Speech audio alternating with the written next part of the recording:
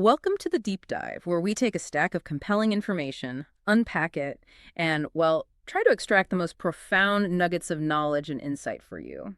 And today we're plunging into a truly fascinating and deeply paradoxical idea. Yeah, it's this notion that sometimes the very obstacles or, adversaries you face can inadvertently equip you. Right, with the precise tools, the knowledge, even the connections you need to overcome them. It's a profound, almost poetic form of empowerment, something that emerges not despite the adversity, but actually because of it. And what's truly compelling here is seeing how this abstract concept plays out in, well, an extraordinary, very personal narrative. Exactly.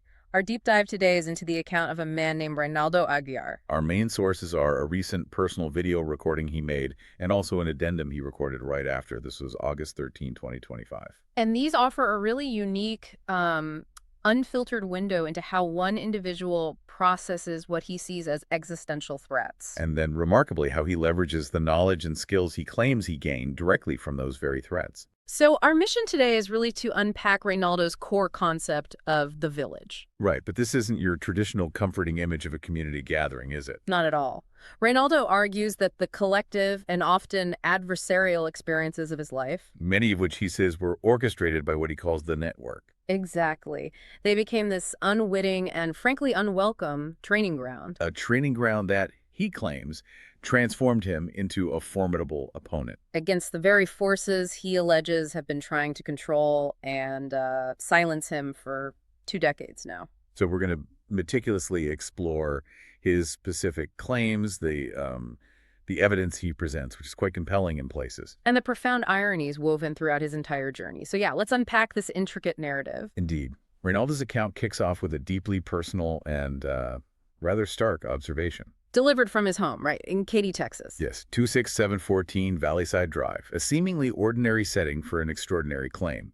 He notes a specific pattern in his life, almost ritualistic. When they try to kill me, as he puts it quite bluntly, he becomes kind of philosophical. Kind of philosophical. That's an understatement, maybe. Well, he calls these near-death experiences. And looking back, he speculates this introspective philosophical response might be, a common psychological thing. A coping mechanism. Or maybe something else. Maybe a cognitive trigger for survivors of such intense events. He suggests that moments of extreme peril can force a profound reevaluation of one's existence, one's purpose. That's a powerful and, frankly, pretty chilling starting point. This isn't just casual reflection. No, it's directly tied to actual moments he perceives as attempts on his life. And he takes us back to what he believes was the very first one. Yeah, the first encounter with mortality, way back in 2008. He describes a trip with a woman named Carolina Boscan. To the Dominican Republic, a beach resort. Right. And he says they almost drowned. Okay, a close call. But what makes this stand out now? It's his retrospective insight, looking back at what he now calls the data of his life. A very data-driven way to put it. He's come to believe that Carolina Boscan was actually an agent from the very beginning. An agent. Sent by whom? He alleges she was sent by SEBIN, that's the Venezuelan Bolivarian National Intelligence Service, as early as December 2002. 2002, during the Venezuelan oil strike. Precisely. A pivotal time.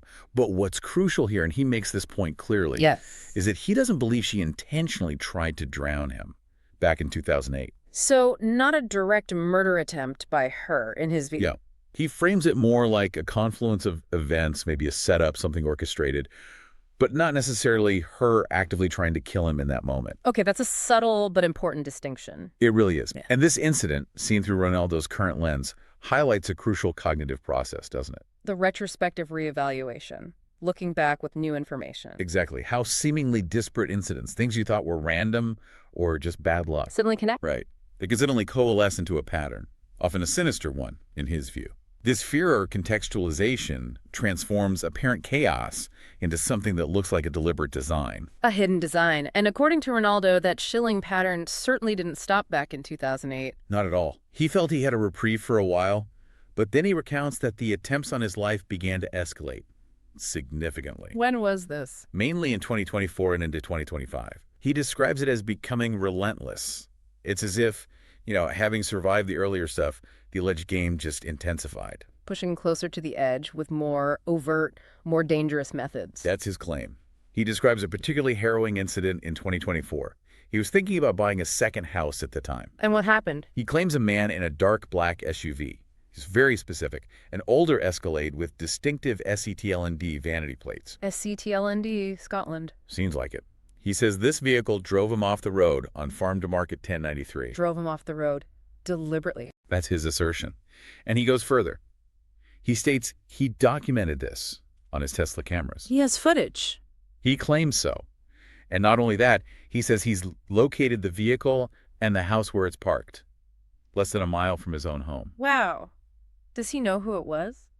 He believes the man behind the wheel could have been someone named David Malero.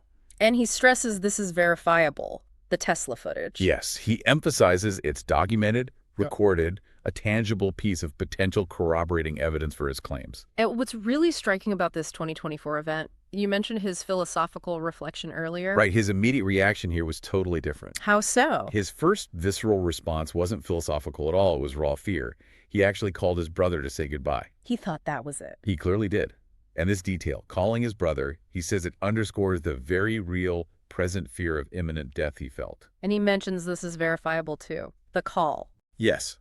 He explicitly says the phone call, the timing, it's verifiable information, recoverable from Google records. He offers this as concrete proof he's not, as he puts it, making this stuff up. Grounding these extraordinary claims in potentially objective data. Exactly. And the attempts, he says, became more frequent and varied over the last year and a half. It wasn't just that one SUV incident. What else does he describe? Well, he details several distinct methods. Many he believes could have easily resulted in his death. Like what? He recounts his car brakes being tampered with. Imagine that, leaving you vulnerable at speed. Terrifying. He describes another encounter where he was specifically targeted. Someone tried to run him over with a truck. Just run him down. That's the allegation. And perhaps even more insidious, he claims there was an attempt to induce a heart attack using diuretics, slipped to him somehow during a long-distance training program he was on, exploiting his physical activity. Wow. That's calculating. It is. And it's after enduring this series, this escalation of severe, frequent, varied incidents, that Ronaldo notes his consistent pattern kicking in again. The deep personal reflection. Yes.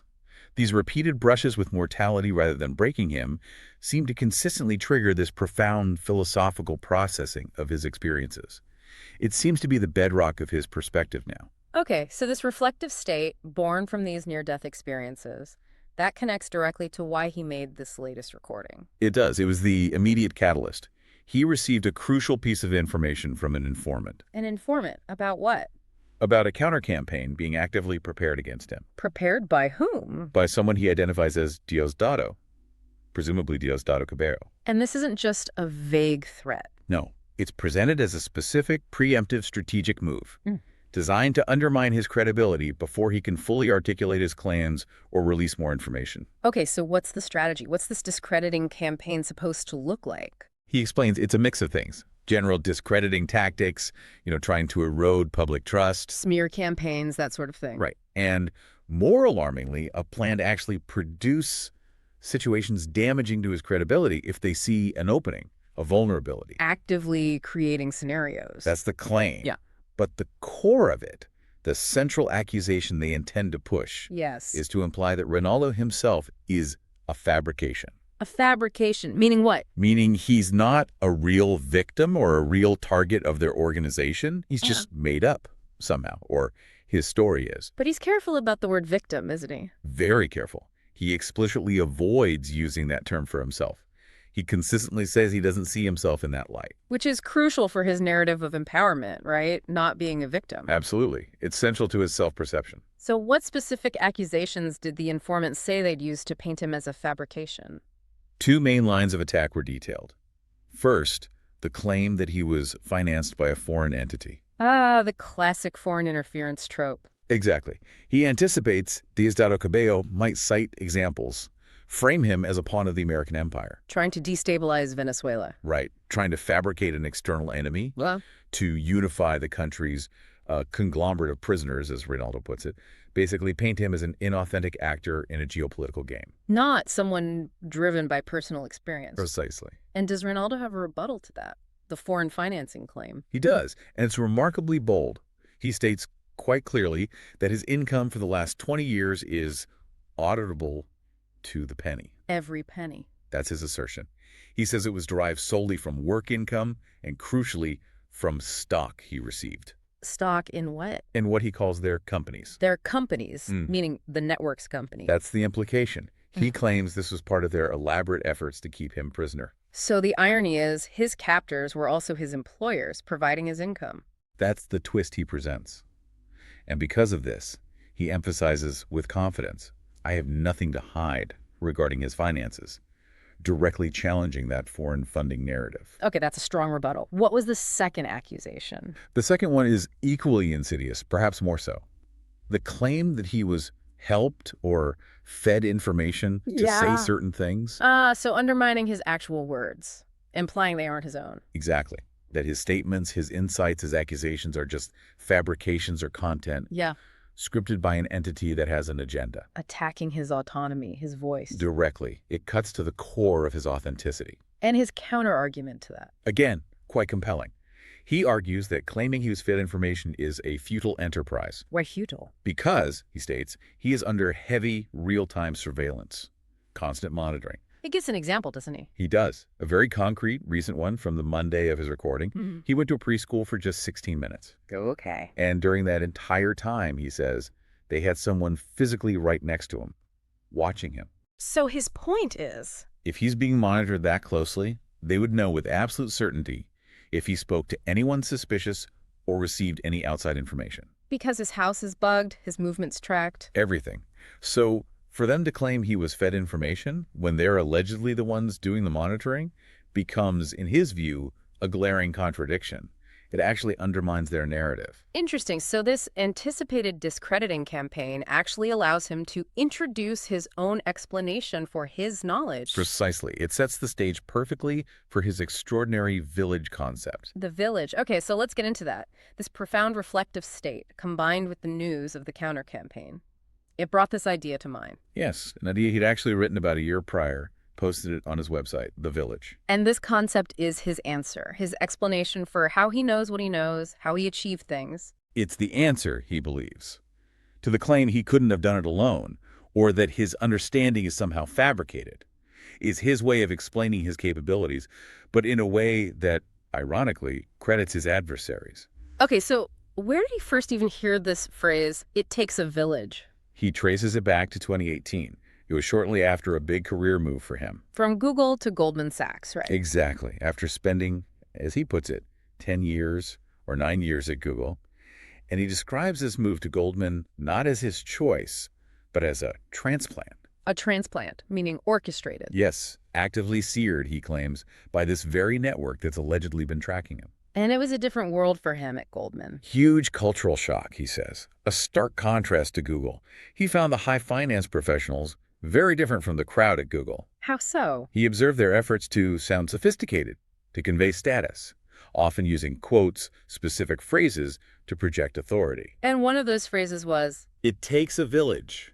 He says he constantly heard it from many of the managing directors there. It was seemingly everywhere in that environment. And that made him curious. It did. And Ronaldo, he says he wasn't afraid of sounding unsophisticated, so he actually asked someone about it. Just asked what it meant. Yeah, he thinks it might have been Charles Elkin, a well-known figure. He points out this was pre-easy AI. You couldn't just ask your phone.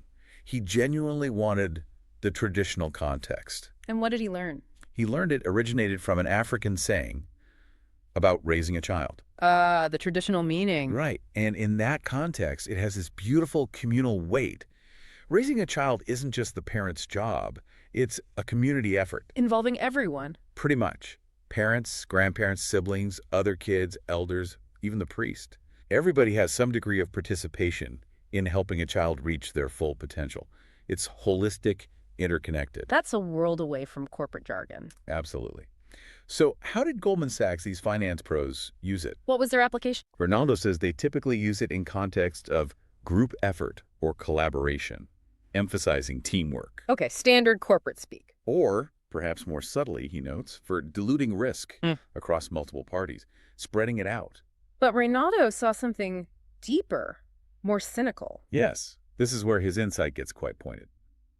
He now believes the real underlying motivation for Goldman's pervasive committee structure. Which they justified by saying it takes a village. Right. He believes the real reason was actually strategic, to dilute liability Liability for what? for potential financial crimes. By spreading responsibility across many committees, many signatures, it makes it very hard to prosecute any single individual.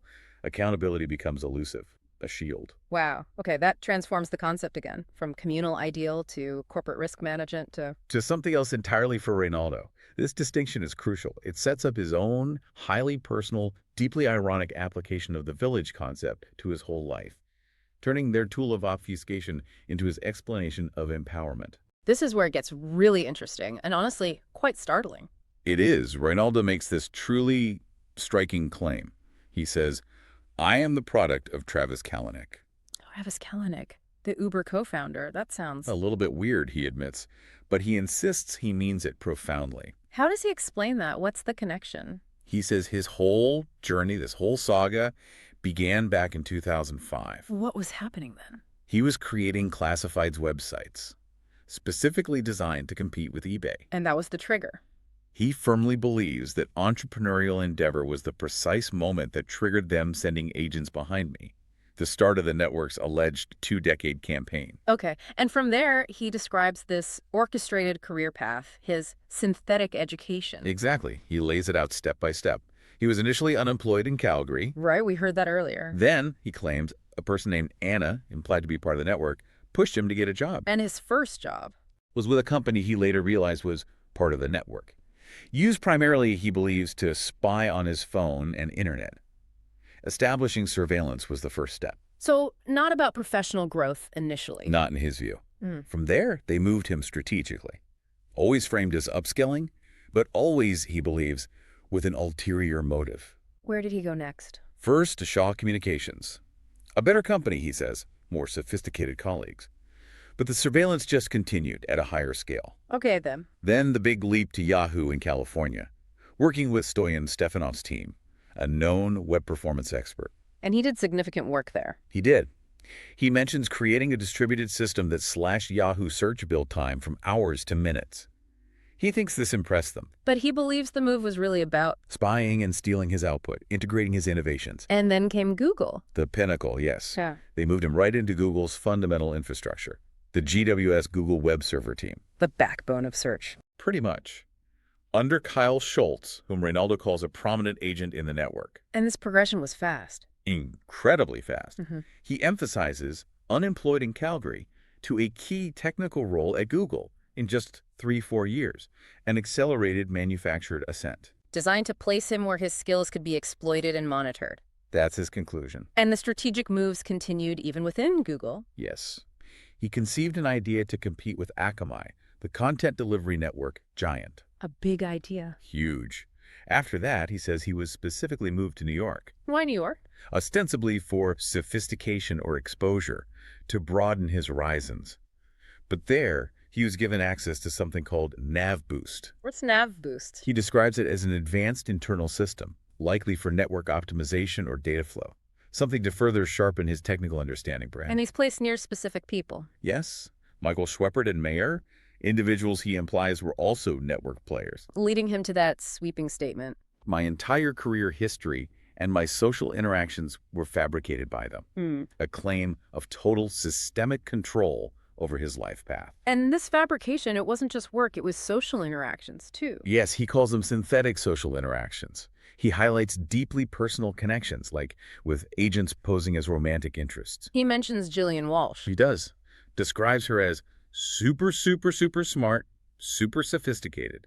He acknowledges these relationships, though manufactured by the network, became unexpected avenues for his own growth. He sees an ironic benefit even there. Absolutely. He says, quite candidly, I probably wouldn't have met any woman that smart in my life if he'd just stayed unemployed in Calgary. So the manipulation inadvertently educated him. That's his perspective. They drove me to those situations, and in those situations, they educated me. All those were learning opportunities. It's a remarkable reframing. The tools of control became instruments of development. Which leads to this idea of the unintended gift of knowledge. Because they moved him around so much within Google. Exactly. He says he was moved around depending on their needs. This constant rotation, unintentionally, gave him unparalleled exposure. To what kinds of tech? Critical domains, ranking algorithms, indexing systems, cutting-edge machine learning, a whole spectrum of different areas of software development. That breadth of experience forced on him became his asset. His greatest asset, he argues. And he stresses the impact now. Very much so. Today, I've used all these technologies fighting with them and winning this battle. I would have not had that knowledge if it wasn't because of them in the first place. It raises that profound question, doesn't it? Can forced adversity lead to development impossible otherwise? It really does. Can malicious orchestration inadvertently forge a level of mastery, of insight, that organic growth might never achieve? It speaks to this deep paradox of resilience. Where the chains meant to bind actually sharpen the mind. It's a powerful paradox.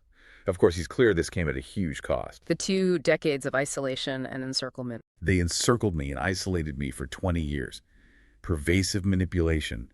But Reynaldo, with this incredible mental framing, Insists on the positive. he emphasizes all what they gave me, all that learning, all those opportunities, all those interactions with people that I would not have had access to organically ever. Finding benefit in the adversity.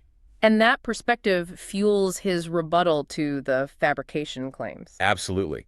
When they allege he couldn't have come up with his ideas or tech alone, His answer is simple. strikingly simple and to him, undeniable. Yes, it's possible because you trained me to do it for 20 years. That's the explanation. Not some foreign power, but them. Right. He says it's not. Some malicious foreign power came and financed me and educated me to fight with you. That is a stretch.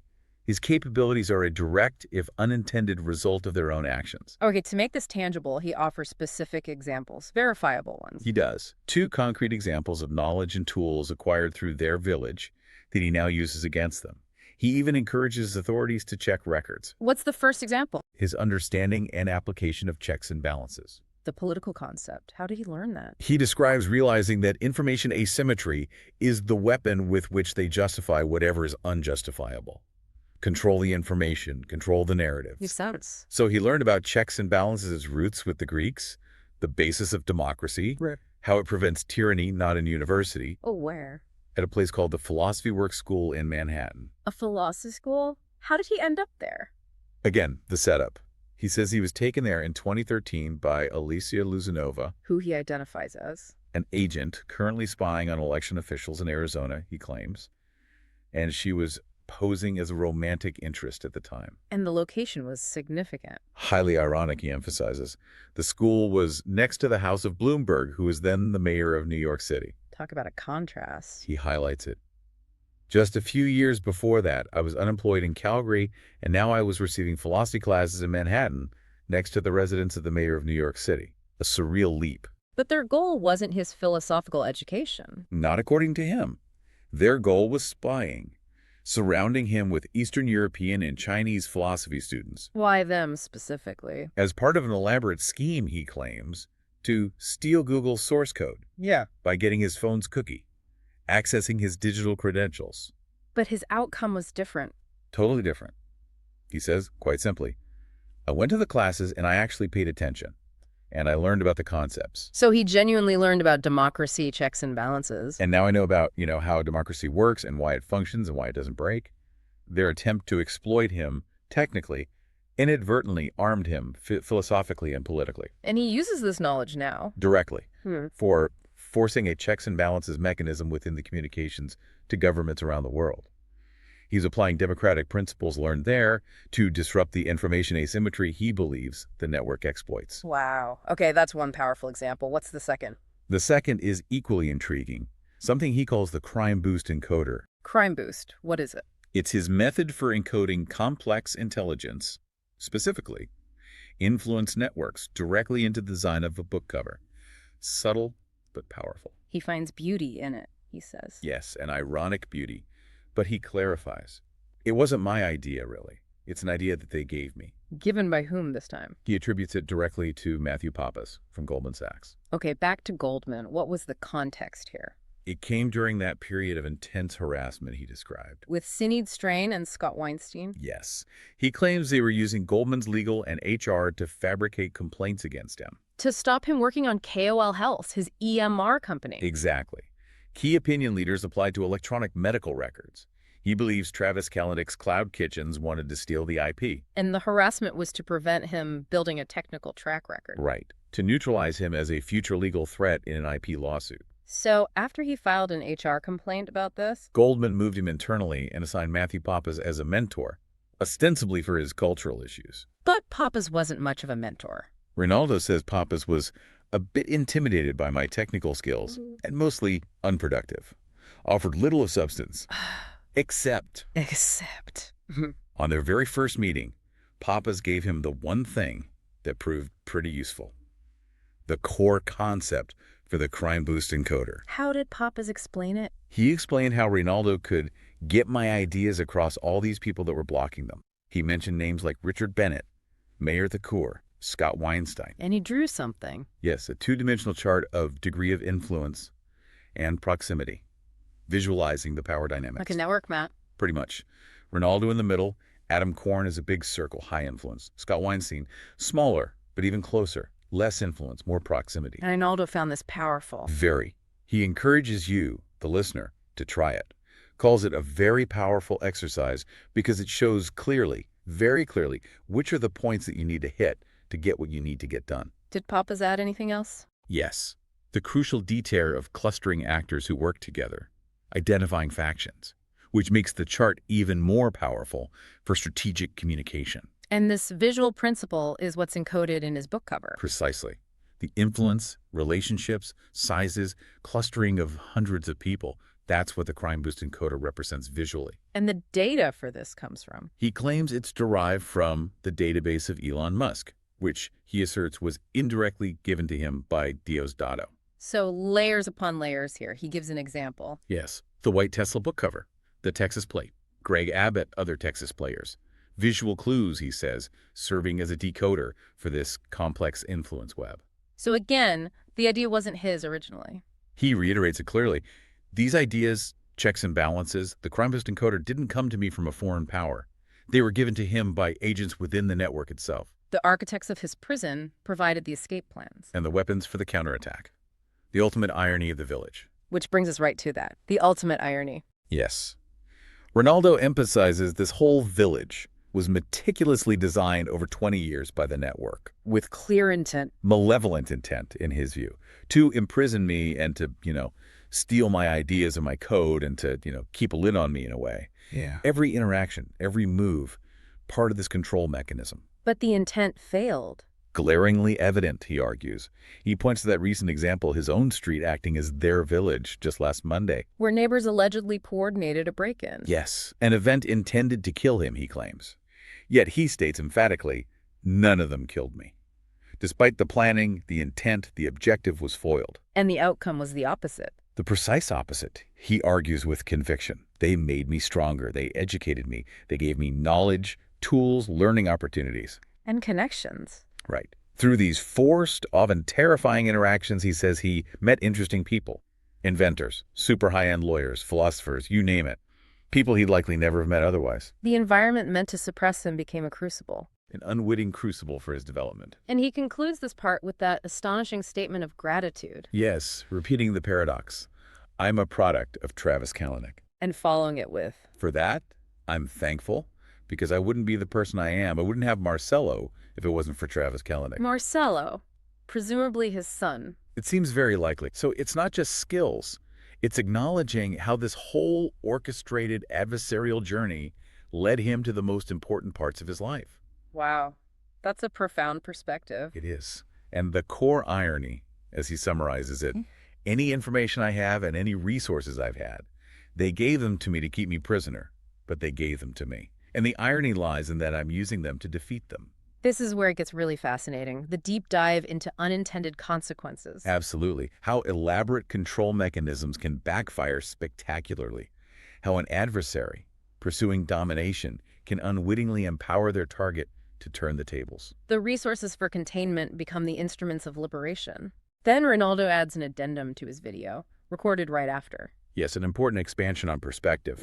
He talks about the choice in how one perceives being a target, especially within a larger context. What does he mean by choice? He urges listeners not to go into that rabbit hole, as he calls it, of feeling unfairness or dwelling on how the world is a bad place. He sees that as a trap. Yes, a diversion of energy from a more meaningful understanding and response.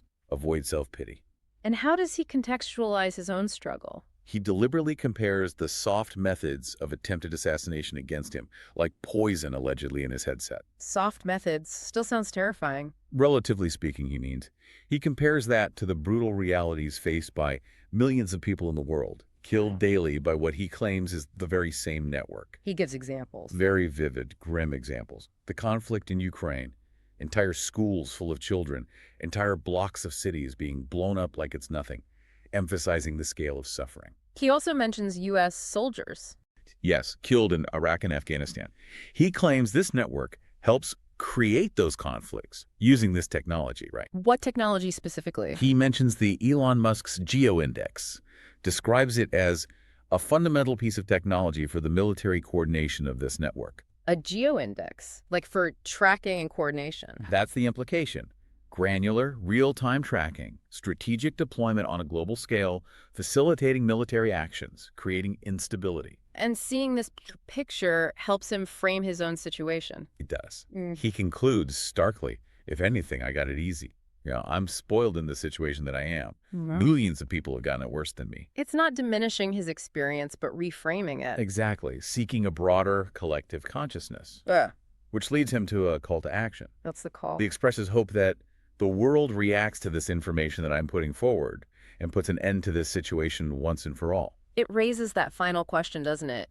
Can seeing individual adversity through that wider lens? Can it transcend personal struggle and actually become a catalyst for a larger, more impactful fight for global change? We've taken a truly fascinating, often startling deep dive into Ronaldo Agrar's extraordinary account today. Yeah, witnessing how these forces allegedly designed to control him, paradoxically, became the village that forged his skills and knowledge. From near-death experiences to this orchestrated career, this synthetic social life, he argues he was unwittingly trained by his adversaries. And the profound irony is just undeniable. The tools, the education, the connections meant to keep him captive Are now being wielded by him with incredible precision to expose and fight back against the network that created them. It's a powerful testament to unintended consequences and, well, to the remarkable resilience and adaptability of the human spirit.